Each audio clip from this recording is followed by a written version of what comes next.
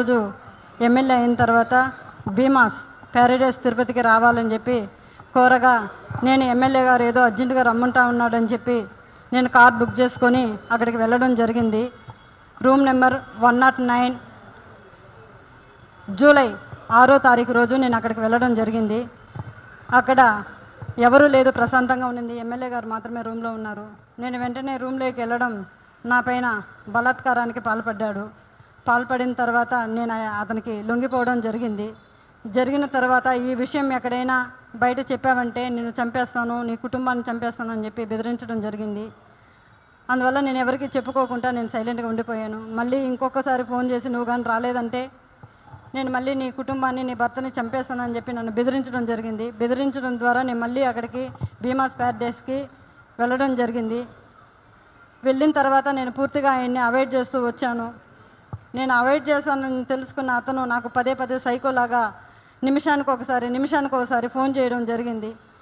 అది గుర్తించిన నా భర్త, ఎమ్మెల్యే నీకు ఎందుకైతే ఇన్నిసార్లు కాల్ చేస్తున్నాడని చెప్పి నా మొబైల్ ఇంచేసి నన్ను కొట్టడం, నన్ను బెదిరించడం చాలా చేశాడు. చేసిన తర్వాత నేను ఆ బాధను భరించలేకుండా నాకు జరిగిన బాధని నేను ఆయనతో వివరించడం జరిగింది. వివరించినప్పుడు నా భర్త ఇలానే నీకే జరిగిందా, చాలామందికి జరిగిందా అన్నప్పుడు చాలా మహిళలు, గవర్నమెంట్ ఎంప్లాయీస్ కూడా ఉన్నారు, ఇందులో మహిళలు చాలామంది బలైపోతున్నారు చెప్పాను. నేను చెప్పినప్పుడు ఆయన సూచించాడు నన్ను ఈ చాలామంది మహిళల్ని కాపాడుకొని మనం బ్రతకాలి, మనం కాపాడుకోవాలని చెప్పి ఆయన నాకు ఒక పెన్ కెమెరాని అరేంజ్ చేసి ఇవ్వడం జరిగింది.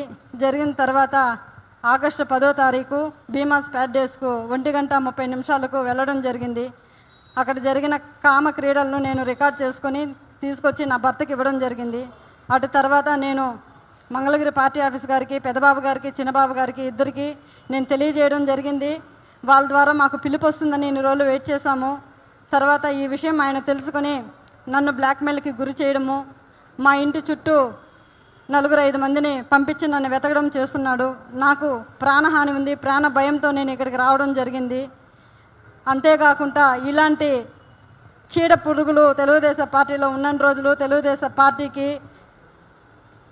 మంచి పేరు రాదని చెప్పి బాబు గారికి తెలియజేస్తున్నాను.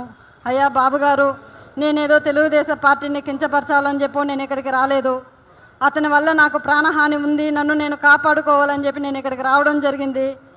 ఇతన్ని కానీ మీరు వెంటనే సస్పెండ్ కానీ చేయలేదంటే నాలాంటి అమ్మాయిలు చాలామంది మహిళలు శీలాన్ని కోల్పోయి బయట రాలేకుండా కుంగిపోతూ ఉన్నారు.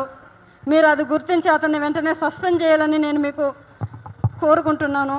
అంతేకాక మీరు కానీ సస్పెండ్ చేయలేదు, నేను, నా భర్త, నా పిల్లలు ఆత్మహత్య చేసుకొని చనిపోతాము మంగళగిరి పార్టీ ఆఫీస్ ఎదురుగా అని చెప్పి నేను మిమ్మల్ని కోరుకుంటున్నాను. శరణు మహాప్రభు చంద్రబాబు నాయుడు గారు, మాకు మీరే దిక్కు శరణు బాబు అని కోరుకుంటున్నాను.